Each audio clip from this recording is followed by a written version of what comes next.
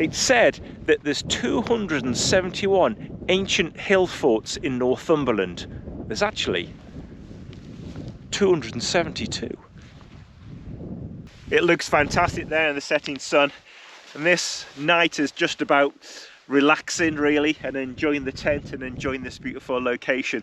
But on the way up I'm going to talk you through a bit about this ancient landscapes and some of the landmarks, some of the ancient residents that you might have not seen before, and a little bit of controversy about land management and some big changes that took place this week in the Scottish Parliament. I know you're here for the tent, so don't worry, there's going to be plenty of tent nerd out stuff.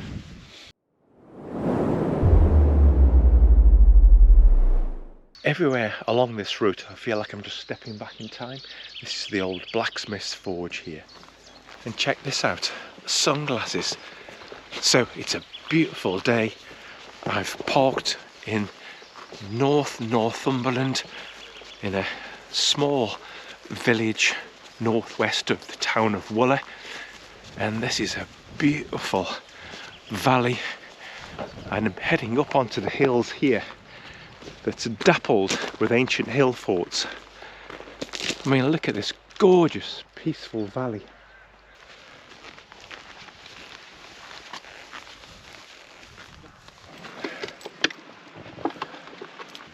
This rather splendid dome is Yeavering Bell, and if you'd like to know more about that and the structure of some of the ancient hill forts, I'll put a link up to a video I did some while ago, and I'll show the construction of roundhouses, etc. that were fortified structures within these hill forts.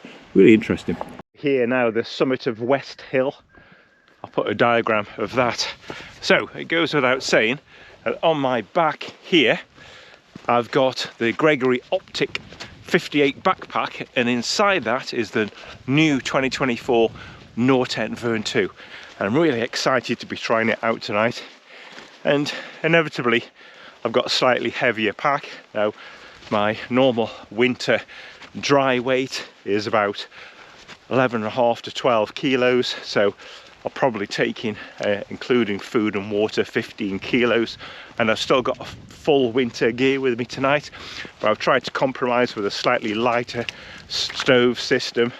But I've definitely got 18 kilos on my back, but it's fine. It's a little bit heavier than usual, but I don't mind, and a lot of people have commented that the Nortent VERN 2 is far too heavy, a bit overkill for one person on a night like this, but I'm itching to try it, and I'm sure it'll be fantastic. And it's me that's carrying it, and I don't mind actually.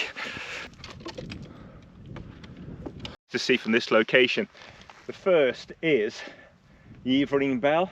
I don't know if you can make out the defensive wall, and it's perfectly at the end of the convex slope. Would have made it really good defensively. The next thing leading up here is a big line of grouse butts, and there's big changes afoot, especially in Scotland, regarding the whole management of this sort of land. So you'll probably see on the horizon there some grey smoke, and there's a tractor there and a few guys, and what they're doing is burning the moor, and this is to keep the heather height down, to stop it getting too woody, but principally it's to enable the breeding of grouse, and it's a monoculture. So something really important, bear with me here, there's been a really big victory in the High Courts in Scotland regarding the management of grouse moorland, and that's happened this week because a massive percentage of Scotland and northern England is given just over to grouse shooting. It has to be said, you shouldn't judge a man and his practices until you've walked a mile in his shoes. But I also know that there's massive amounts of raptor and other competitive species persecution. You don't have to walk far around here before you'll see traps and snares. Now, with the passing of this bill, and please have a look at it below, it's being outlawed, the use of traps and snares, poisoning, and there's other things that we don't appreciate yet, like the grit that's put out for the grouse really unregulated, full of chemicals and leaching down into the hills. So we might see the landscape changing. And I've always accepted the appearance of these hills growing up as a boy and walking in them, but maybe it should be a little bit more diverse. Have a look, when you're in the Lake District, have a walk up Great Mell Fell that's on the left as you're approaching Keswick. Absolutely fantastic example of a hill where there's little grazing and mono management. There's a few ponies up there, but there's loads of bilberries growing and ancient trees. Absolutely fantastic. I don't know if you can make it out, but I can see the fires are licking up there. On the left here we've got sheep, but on the right here we've got the residents' feral goats. These are of Arabian stock and were introduced during Roman times. You can see a couple of light grey ones going up there. Nice to see, really. Plain and the glider behind it. The northeast coast is just over there. Little known fact, as I started my parachuting career at a small border airfield over there 25 years ago. So I did a lot of climbs in planes looking out over these moors and hills before I jumped out. Happy days. And also I'll link you below to the BMC campaign on improved access. Right, back to the tent stuff.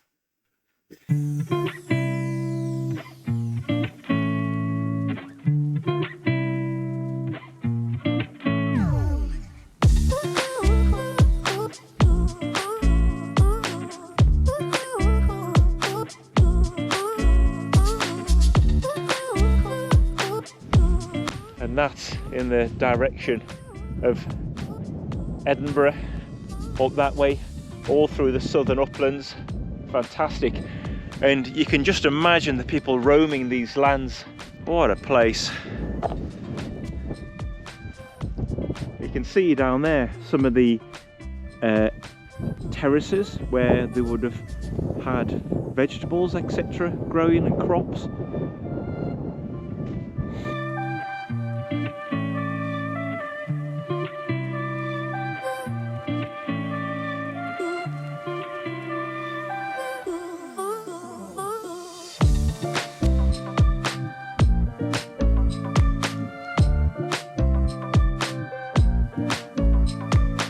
In my last video, the pitching video, which I'll link to at the very end, I was asked a few questions. I'm going to try and answer a few of those, and one of those was, how long does it take you to pitch? Now that, on my own, to this point, minus 3 guy lines I'm not bothering with, has taken 19 minutes. So I just took my time. If there was 2 of you and you were slick, I think you could get it down to probably 7 or 8 minutes, no problem.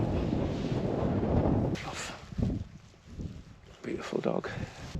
So I've pitched the Vern 2 facing this way. There's a little gentle breeze coming along, but I thought I could catch the sunset through the doors over there and then the sunrise over the North Sea in the morning. I'm wondering what I had with me that weighs 18 kilos. I've got a lightweight Soto cook set, got a foil mat for me and the dog. This is my food, Simond down jacket, dog food, a new pillow to try, dog sleeping bag, down trousers as well, set to get around freezing tonight, sleep gear, more pillows in there, wash kit, Thermarest mat, dog's bowl, sleeping bag, Thermarest chair kit, which I always seem to bring and not use, but I definitely am tonight, and the hats and gloves in here, and then electronics, and I've got a new lamp to show you as well. I'm going to try tonight. You can contrast. Ooh, shocky. Nice. Some gloves in there. Pretty much it, really. Oh, and 3 litres of water. Got a new head torch to try out tonight as well. This is the LED Lenser MH8. There we go. So the LED Lenser is multifunction. It's got different modes and it's pretty cool. If you press and hold, it's got a red, green and blue setting as well. And that's a feature I really liked on the LED lens, a HF8R signature I reviewed before. So we'll have a little try of this later. Should be good. This is the new lantern I'm going to try out, the MH4 by LED Lenser. Only weighs 71 grams, really cool. So I thought, I've got a palace of a tent, and I've recently had the big mat that I've been testing out, so I thought I'd better get the wide chair kit. I've got the narrow chair kit, and I was using that for my Cedar Summit mat. So big secret, the Thermarest chair kit works best with Thermarest mats and the Cedar Summit ones. In my opinion, the Cedar Summit one wasn't very good. I've tried it, so I'm going to sell it. But that is an absolute throne for a ancient HILLFORT king sitting on his hill fort, in his hill fort. The other reason for coming up here as well, you can probably hear it in my voice, I've had a rotten cold this week, and I was in two minds whether to come this morning, but I thought I'd just sweat it out, and it's working out just fine so far. So I'm sorry if I'm a bit croaky, but yeah, just trying to get over this awful head cold.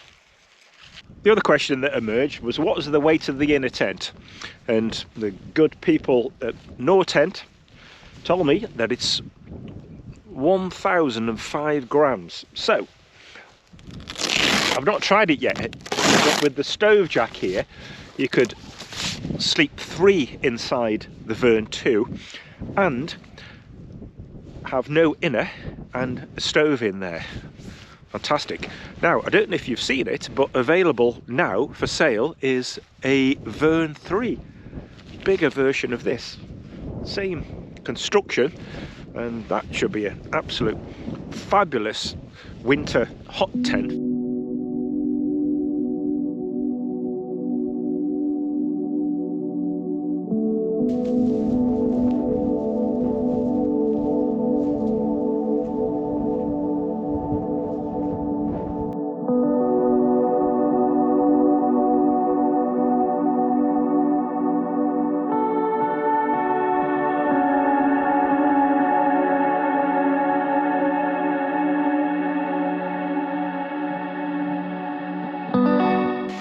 Wow, if Carlsberg made cook spots. So if you can hear all the voices, there's a nice chap and his son turned up. We'll see later if they want to be on the video. Already subscribers apparently, which is nice. And they've got a KUIU Storm Star with them. So yeah, one of the tents this has been directly compared to the Vern 2. So I've just got a simple gas setup tonight, and this Soto Mini Titanium and the Soto Wind thingy. What's it called? Egg beater. Sputnik. What's it called? Yeah, I was hoping to get out last weekend in the strong winds, but this wasn't to be with family commitments. Top tip, we all get loads delivered nowadays. So a lot of them have this kind of like type of insulated packing in it, and with just a bit of Gorilla Tape around the bottom, makes a fabulous dehydrated food warming pouch.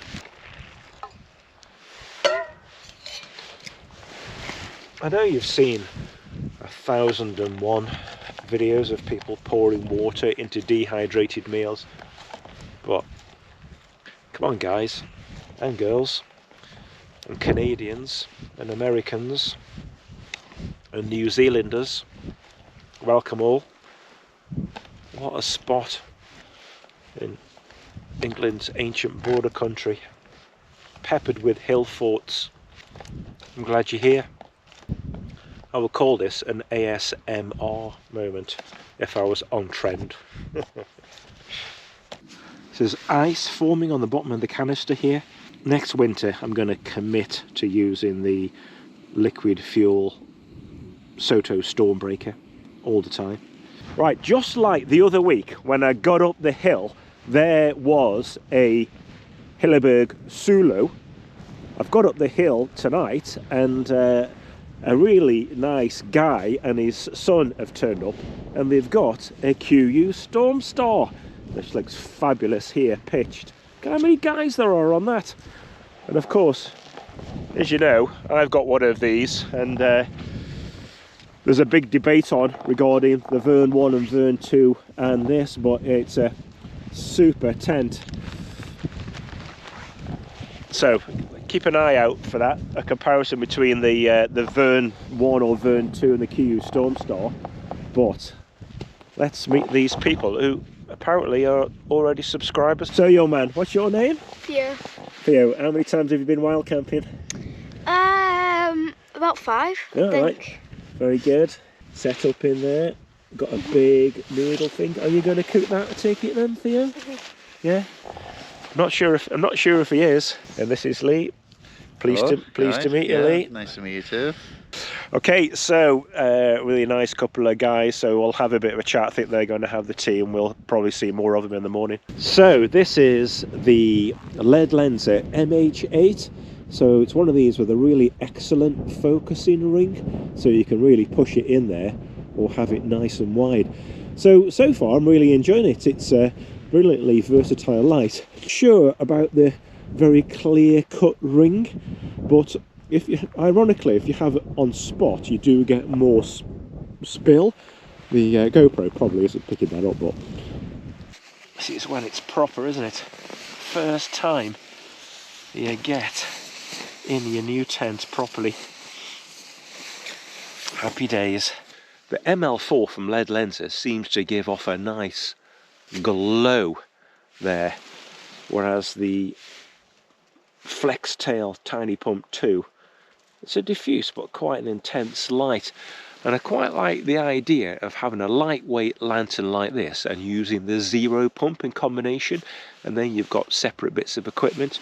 There's something to be said for having a pump and lantern all in one, but if that fails, you've got two things that fail, whereas this, you've got kind of like independence if you use it with the zero pump. But more of that to come. But it's a super little light. Have it on and then double press it. That puts it into turbo mode for about 10 seconds, and then it'll give a double flash and go back into the last mode. So that's off, low, mid, high. So for me, that's just a gentle light in the tent. I like it. I think as a porch or supplementary light, it would do really well for your kind of cooking area. And it's got this micro prism technology inside it. So there's LEDs inside, an array of them, but these little prisms make the light really diffuse. Just a gentle, like warm light. This is an ambition achieved. I always see Al from Bushman and Blue propped up in recline mode on his Thermarest chair kit, and I've achieved it. Brilliant. So let's have a look at this pillow. Fancied it because it's really big and quite deep, and has a decent inflation valve. What's it called? The Aloft Plus. I ordered the Aloft SE, the smaller one, but I sent that straight back, and this seems bob a job. And it's got a great feature there in the pillow top bit there. You can shove a little bit of something soft extra in there. It's got a really nice double valve, and the strap that goes around your mat. So this looks great. Pretty good price as well. I think it was about £18–19 on Amazon. I'll put a link below to where I got it. Ooh, tent fish. Ooh, tent fish. Ooh. You know, I'm just lovely and spread out in here. Got the dog on her bed there. Got my bed here, and I've got my kind of like camera and warm gear area there. I'm just super happy. I've obviously got a lot of space, but I'm fine with that. So first impressions of being in the Vern 2 for like an hour or two and having it up is there's plenty of space in the inner tent, but for the size of the tent, this is all about the porches or vestibules. So you've got two big ones either side, just like the original Vern one. I found it fantastic for that, and they won't be too affected by wind, being well braced. So you'll have like a really good living and cooking area, and you can really keep this inner area for getting cozy and relaxing without needing too much equipment inside the inner tent. But with these stick walls and stuff, there's absolutely bags of space. And there's, okay, just a gentle breeze outside, but you know, the tent's not moving at all.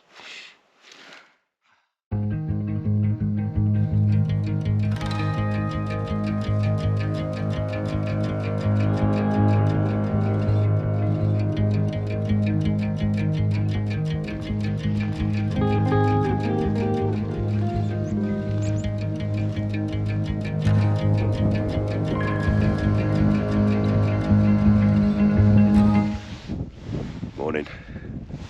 Just made some porridge. It's been a lovely calm night. Makes a change not to wake up to a -5 and a sleety blizzard. Thermarest check, it's been good.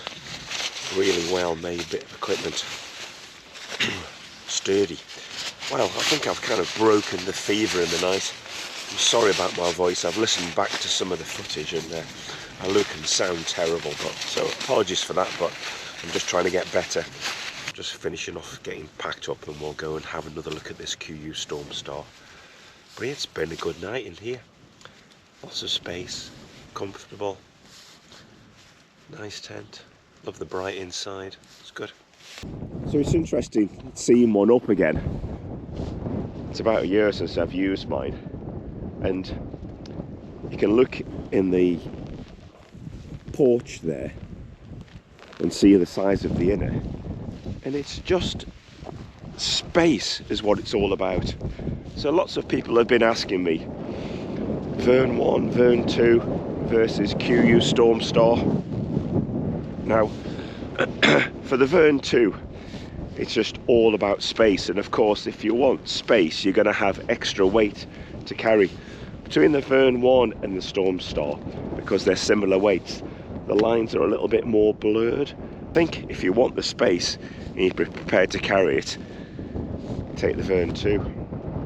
If you're one man on his own, take the Vern 1. There is problems with this tent in terms of pitching and space. And you're always pitching it. It is a bit complicated. Took me a while to get it up last night.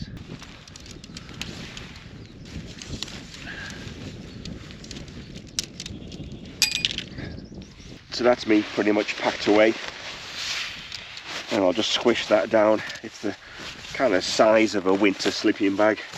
That's the package there. So they're a bit smaller than the poles, and I'll be able to just put that in the top of my rucksack. So I'm using a combination of pegs, titanium nails, the Nortent pegs, and these kind of like long eastern ones, and I'm just trying to build up the perfect tent peg set. I've got some MSR carbon cores and some small titanium shepherd hooks. So let me know what your perfect tent peg set is. I had some Robins ones recently that I thought looked absolutely great, but they just bent straight away in hard ground. Yeah, so put in the comments below what you think your perfect all-round tough do anything lightweight tent peg is. Thanks.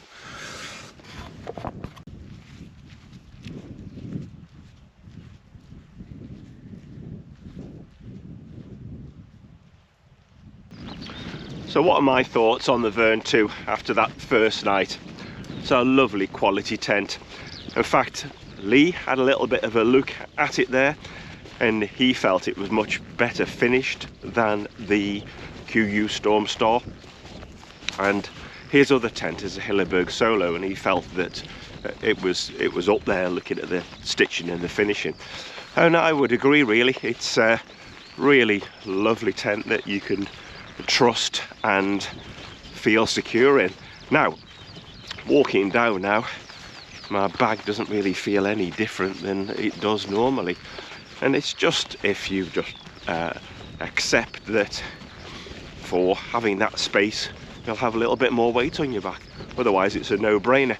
So if I was coming out again and coming, say, with Josh, my big son, or another kind of adult male, it's the tent I would definitely want over the KUIU Stormstar, because the KUIU is just a bit squashed there.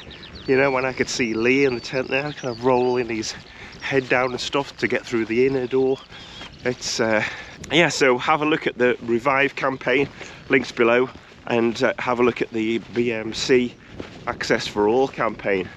And I hope you've enjoyed this video and are having a lovely spring. It just makes such a change not to have loads of wet gear to dry out afterwards. Okay, cheers and thanks for watching.